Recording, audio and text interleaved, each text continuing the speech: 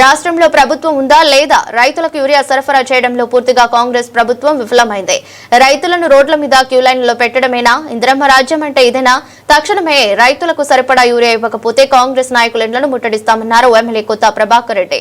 రైతుల గురించి పట్టించుకోకపోతే ఇలా ఏంది ప్రభుత్వం ఉందా లేకనా? ఇంత దారుణం గతంలో ఎప్పుడు కూడా ఈ పరిస్థితి లేదు. మరి ఇందిరమ్మ రాజ్యం అంటే ఇదేనా? ఇందిరమ్మ రాజ్యం అంటే రైతులకు మందు సంచులు లేకపోతే ఇందిరమ్మ రాజ్యం. ఇలా కాంగ్రెస్ వాళ్ళ పరిస్థితి ఇదే ఉన్నది. ఇప్పటికైనా కళ్ళు తెరిచి 4-5 రోజులలో యూరియా లారీలు రాకపోతే ఖచ్చితంగా ఇవాళ మీ ఇండ్ల మీద ముట్టడే పరిస్థితి ఏర్పడుతుంది. మరి ఇలా ఇంతమంది కిలోమీటర్ దూరం నుంచి లైన్ అంటే ఎంత అన్యాయం! వర్షాలు పడుతున్నాయి, నాటేసుకున్నారు, పెట్టుబడులు పెట్టుకున్నారు. ఇంత దారుణం! ఇంత పెద్ద పెద్ద లీడర్లు ఉన్నారు ఈడ, ఒకరిని మించిన ఒక లీడర్లు ఉన్నారు.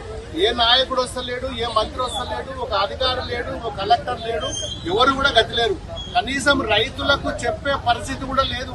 ఫలాని లారీ ఫలానాడు వస్తుంది, ఫలాని ఊరికి వస్తుంది చెప్పే పరిస్థితి లేదు. ఈ రోజు ఈ పరిస్థితి 6 ఎకరాల పొలం ఉన్నది, ఒక్క మనుషంచి ఇస్తా అంటున్నాడు. అలా ఆయన 12 ఎకరాలు ఉన్నది, ఒక్క మనుషంచి. దీన్ని ఏం చేసుకోవాలి? ఒక యూరియా తీసుకపోయి ఎడవసుకోవాలి. దీనేదా కుక్కేదా? ఇది గతంలో ప్రతి గ్రామానికి వాళ్ళు ఇంటికి వస్తే టైం ఖరాబ్ అవుతుంది, వాళ్ళు పని చేసుకోవాలి. గ్రామానికి 4 లారీలు 5 లారీలు పంపేది. మా ప్రభుత్వం ఉన్నప్పుడు ప్రతి గ్రామానికి 4-5 లారీలు పంపిస్తే ఆ ఊర్లోకి పోయిన తర్వాతనే రైతులు ఎవరి బస్తాలు వాళ్ళు తీసుకుపోయేది.